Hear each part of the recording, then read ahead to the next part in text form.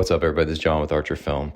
All right, I wanted to make this video because I want you to know one thing about this movie, that Superman is super fun. So there's been a lot of discourse already swirling around about this film. And first of all, they're trying to politicize it because they try to politicize everything. And to me, politicizing this movie is just lame. It's not an immigrant story. It's not anti-MAGA. It's not woke. In fact, most fans of Superman will see that right away. If anything, it's actually anti-woke. And what proves that is the key moment, thematically, which is in the trailer. And that is when Clark's adopted Earth father tells him that what makes you who you are your decisions, your actions. Not where you were born, who your parents were, or what they wanted you to be, but your actions. And I think that's important. So the Superman in this film is light. He's pure good. He does have a tad of frustration, a little bit of naivety thrown in, but for the most part, it's a very lighter version of Superman. My favorite moment is during Lois and Lois and Superman's second conversation.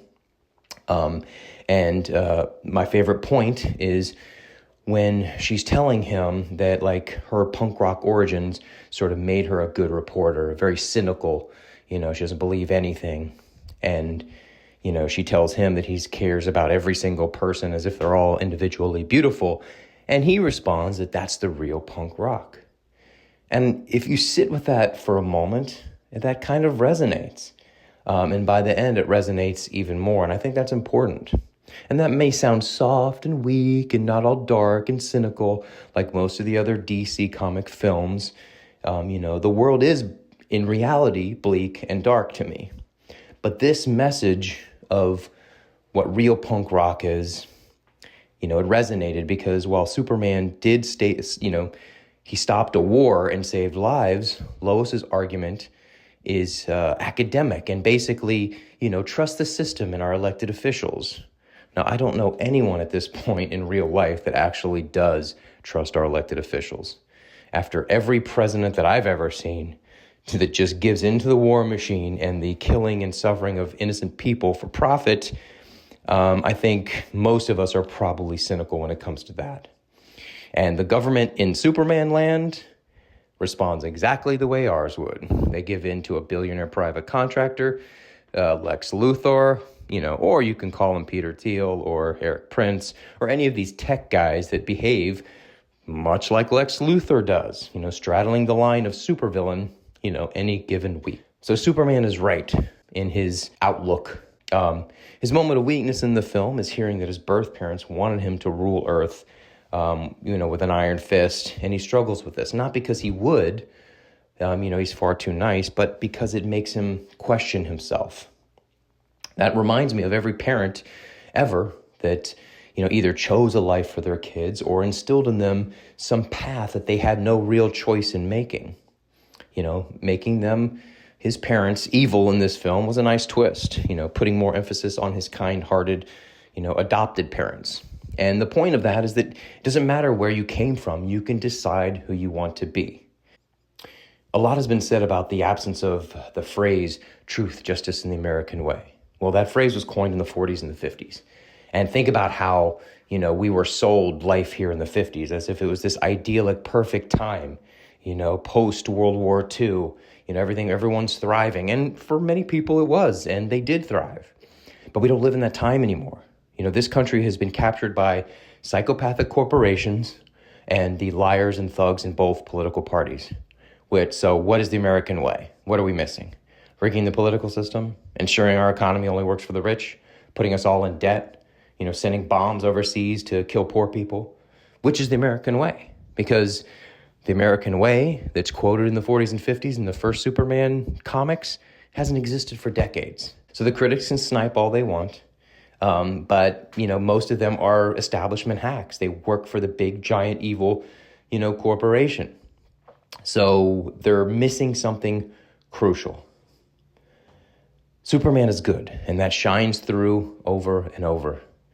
Cynics who are brain rotted from too much social media garbage, who just get paid by the click, and they're going to put out something that's salacious or divisive, They may not see the beauty in the moment when he saves the squirrel, but to him, every life matters, and it should. In this day and age of technology and the corporate institutions making us care less and less about each other and our surroundings, saving a squirrel is a big deal. So while Zack Snyder shies away from feelings, James Gunn embraces them.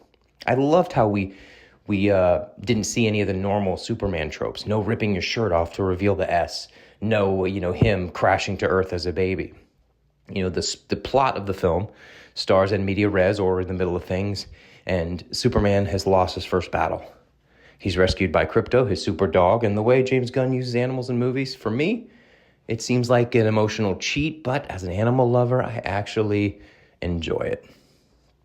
I love Nicholas Hoult as Lex Luthor. He's ruthless, inventive, emotional. To me, nothing beats Dick Donner and Gene Hackman's Lex, R.I.P. Brosnahan, very good as Lois, but I will concede that she needed a couple more really good scenes. Her character's interesting, but, she just didn't have a lot to do in the end. All the other characters are good. They're fine, but I probably could have done a little bit. We probably could have used another half hour or so in Daily Planet life for me.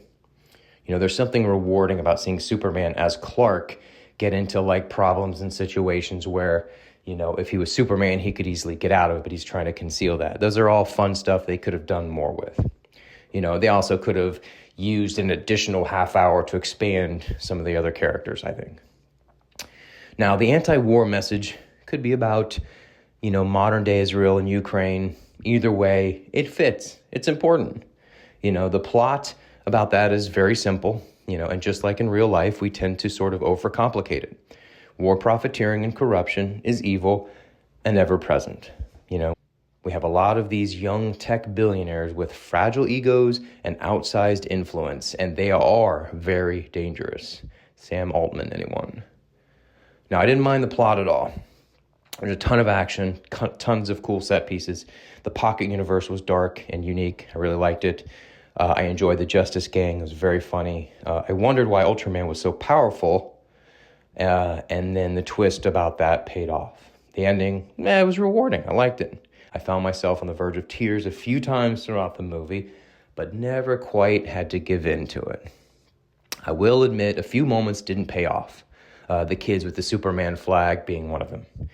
But the messiness was fine with me. I loved that Superman got beat up a lot. It gave you a sense that he was indeed a little bit fallible until he wasn't. And that's where you feel good. James Gunn got me with the first Guardians. I thought it was great. The second one, a misfire. The third one, equally as great. It was so good. I was bawling out of control because of all the animal stuff. So, and I also really liked his Suicide Squad. It was very unique and quirky and fun. Peacemaker also was fun. So for me, he's only struck out once, and that was Guardians 2, which wasn't all that bad. It just wasn't great. So since I'm talking about it and everyone compares the two, Zack Snyder, to me, has not made a good film since Watchmen. That was cool and unique and interesting. Man of Steel is so mediocre, I don't remember much of it. And I've seen it a few times. Batman versus Superman, one good scene, the fight scene, and that was something that we all thought about for our entire lives. The ending, trash. Justice League was atrocious, both versions. Pure garbage. So comparing the two filmmakers is a waste because Gunn is by far the better storyteller, if not the better filmmaker. Cornswet as Superman is great. He has his own unique vibe, and that is difficult to pull off, but he does it well, creating his own persona of what Superman is. His hope and his determination is infectious, and you just want him to win. My favorite part of seeing this film, though, was the movie-going experience itself. Normally, I like to go to films by myself during the week when there's no one in there. I don't like to be distracted. But since it was opening night, the place was packed, full of dorks in Superman shirts. And I loved it. When big moments happen in the movie, everyone applauded. People normally don't cheer for films here. So that was really cool. It felt like the perfect group experience. And since it was about being good and kindness and how every life is precious, that made me feel good. just when social media makes you think that there are so many horrible people out there doing horrible things, you get a communal experience like this that doesn't come along often, and it makes you feel good. I walked out of there smiling and just feeling good, not just from the movie, but by the fact that we all felt good. No amount of bashing this film or snarky critique can change that. This is what the critics missed. They couldn't wait to trash it, and they forgot to just enjoy it. This movie is for the 12-year-old in all of us, and teaching a generation of moviegoers about being good and the value of not just human life, but every life, it far outweighs the negatives in this movie. This is a family summer movie, and it works on that level perfectly. If you've watched my videos, you know that I can tear a movie apart, but only if I feel the filmmakers were lazy or cynical or lame, or they just didn't put any effort into the movie. James Gunn is not those things, and I respect that. So go see this movie. We need more of this energy out there. All right, I'll see you in the next video.